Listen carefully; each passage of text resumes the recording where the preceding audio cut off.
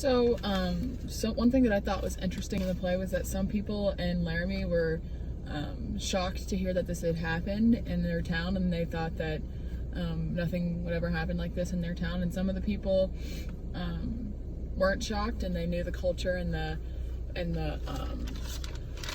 kind of the culture in their town and the way people felt about things. One value that's being represented is obviously gay rights. These values are obviously attached to the LGBTQ community.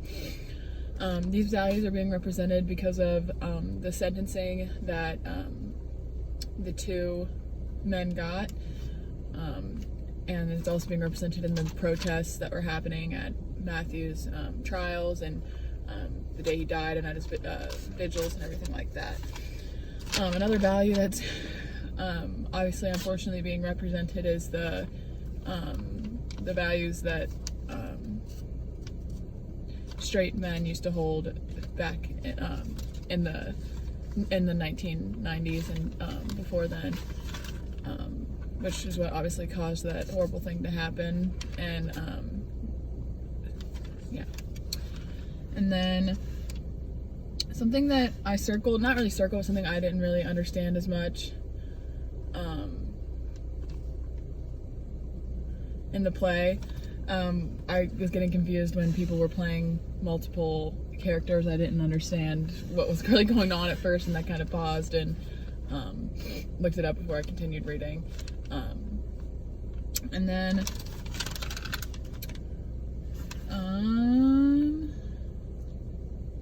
the town of, if I was a character in the play, I would describe the town of Laramie as a place where things are tolerated but not really truly accepted, and people pretend they don't know and kind of just talk about it behind other people's backs. And I think it's a town where people know that the bad things are going on, and they just choose to turn their back and not recognize it, figuring that that's easier than just like confronting the problem. And a lot of people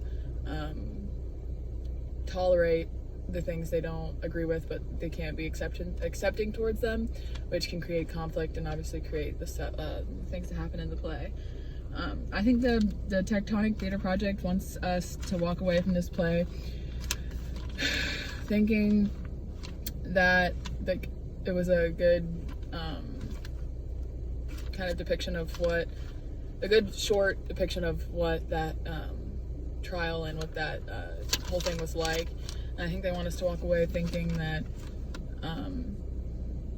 maybe not everything in your hometown is what you think, and even though you think you live in a place that's good and where people are accepting, you really don't know what goes on behind closed doors and what people are saying and thinking and what they actually feel.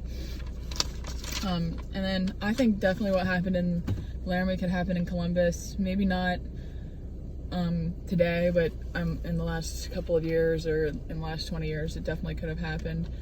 Even still today, there's still people who hold those values and hold those views. And it definitely could still happen, which is unfortunate. And then the way that the Laramie Project is different from Intimate Apparel in the way that its play structure. Intimate Apparel was 2 acts, the traditional 2 acts, and Laramie Project is 3 acts and not 2. In the Laramie Project, 8 actors play 60 characters and play over 60 characters, and it's and the play itself is compiled of a bunch of short scenes to kind of explain the big picture, which was obviously a lot different than Intimate Apparel. And then some questions I had for you guys were, what did you guys think about the choice of words in the play? Some of the choices of words I kind of was shocked by, and I just want to know what you guys thought. And then I just wanted to see if the play made you guys angry, sad, emotional, anything like that, because I know it definitely, before reading this play, I hadn't heard of that incident, so it was definitely kind of shocking and sad for me. So I just wanted to know what you guys thought. Thanks.